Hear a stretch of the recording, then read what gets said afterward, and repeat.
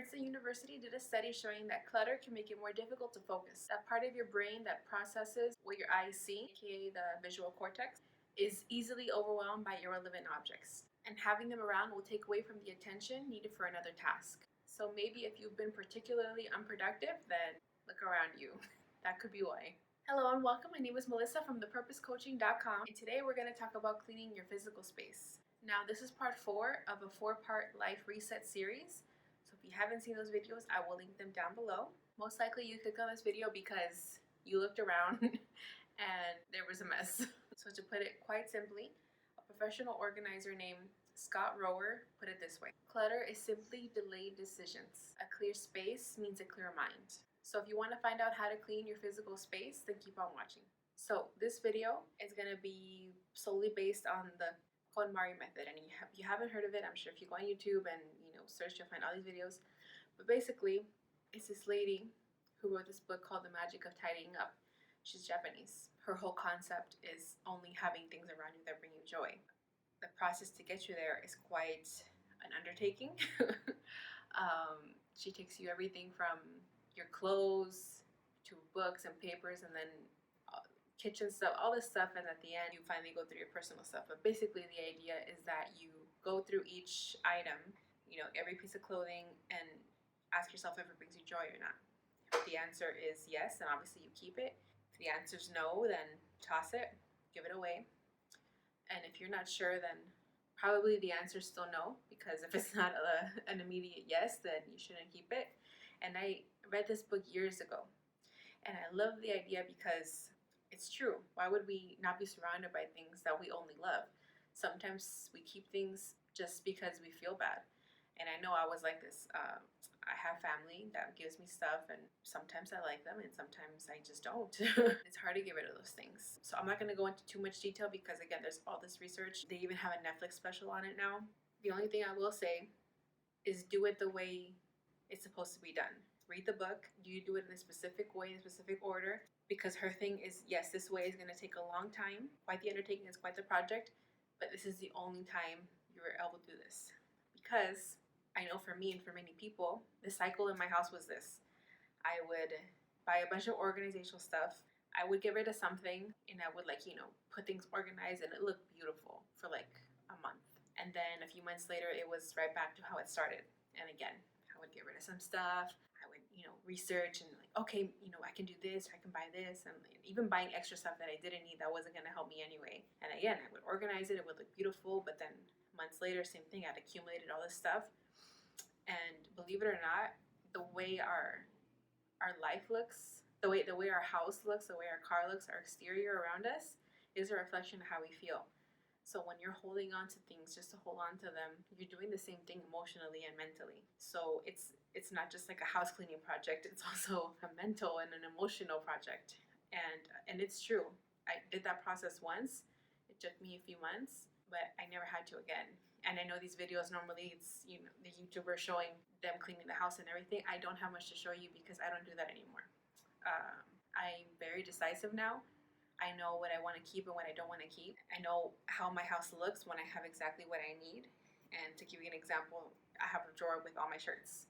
And say I was at Target and I saw some shirts that I like, and I come home and I'm about to put them in the drawer, and then I stop and I realize, okay, well, obviously, if I felt the need to buy new shirts, there's some things in here that I don't want to wear anymore. And sometimes some of those things are things I bought recently, So I go through again and I get rid of 3 or 4 that I'm going to give away. And it's like that. It's that simple. So ever since I did that process a few years ago, I really haven't accumulated anything again. Everything around me is things I love. When I don't want to keep something anymore, when it served its purpose, when it's brought me enough joy and that's it, I get rid of it. And it's that simple. So I really want to drive home the point that this is the only way that I've seen work. I've always been somebody that loves to organize, loves to have stuff in order, and I tried a bunch of stuff from years ago, and this was the one thing that actually stuck. So as this video goes on, keep that in mind, that when I'm talking, that's what I mean, that you've done this process, that you've cut things from your life that doesn't work for you, that you don't want, and you've made room for things that you do.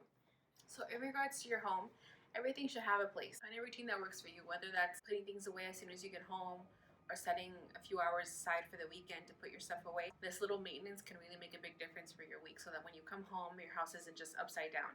Everything's in its order, everything's in its place, and when you come home, you can come home to just relax and not stress about everything that has not been done so far. Same thing with your car, and I'm so guilty of this because I live in my car, and that's probably the one part that I neglect of keeping it clean. The stuff we leave in there, the trash, get home, take everything out with you. Like whatever you brought in there, take it out with you. It's so much better, works so much better than just leaving it. Doing a little bit each day than having this whole big mess pile up and you're just stressed while you look at it. Workspace. Notice how I'm picking all these places where we spend the most time.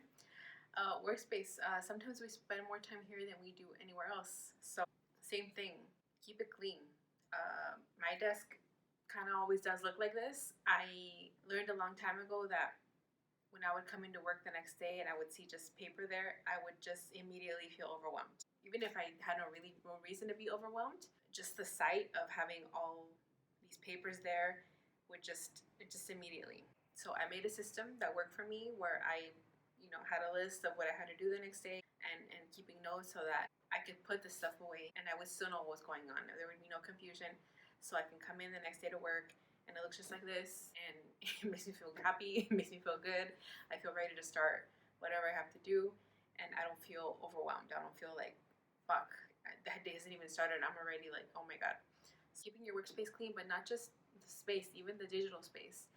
Empty out your freaking emails, empty out the trash, get rid of files that you don't need. Again, this is something maybe we didn't have to think of before, or at least our parents or our grandparents didn't have to think about, but it is something we have to think about. Digital space, digital clutter is a thing. It's a real thing for us. So take the time to just get rid of that stuff. You could even be a once a week thing. Like every Friday, you'll just get rid of everything, wipe down your desk, put stuff away, throw things away. Trust me, it would make a huge difference. Thank you guys so much for watching. I really, really hope you take this method into consideration, the KonMari method. I will link her video. I think she has a YouTube channel, or her book. I'll link something of hers down below so you could watch it. But honestly, I wish I had more tips for you, but that is the tip. And it is time consuming, but it's the only time you'll ever have to do something like that. And then it'll just be a part of you. There's something about when you've had to pick up every single thing you own and look at it and decide to keep it or not. When you've done all that, you become someone very decisive. So you don't have that, I'll just keep it, because I don't want to keep it. You're just like, nope, that's it. My poor mom, she's had to learn to, to do this because she's so sweet, and whenever she goes to the store for me, she'll buy stuff, and even she's had to get used to me saying no to her, which at first it was hard, but she understands I don't want to keep things if I don't like them, and I don't want to have to keep them just because I feel bad to say no to you. Yeah, and even now, even though she knows sometimes that she'll buy stuff, and I'm just like, no, I don't like it. And she's like, okay, that's fine, I'll return it. I'm like, okay. Or she can give it to somebody else. So try it. You won't regret it. Clear your space. Get rid of things. Get rid of your attachment to physical things. At the end of the day, we don't take these things with us. What's important is how we feel, our emotional health, our mental health, and our quality of life. So if you like what you heard, please hit the subscribe button, like this video, and comment below what physical space are you going to clean first.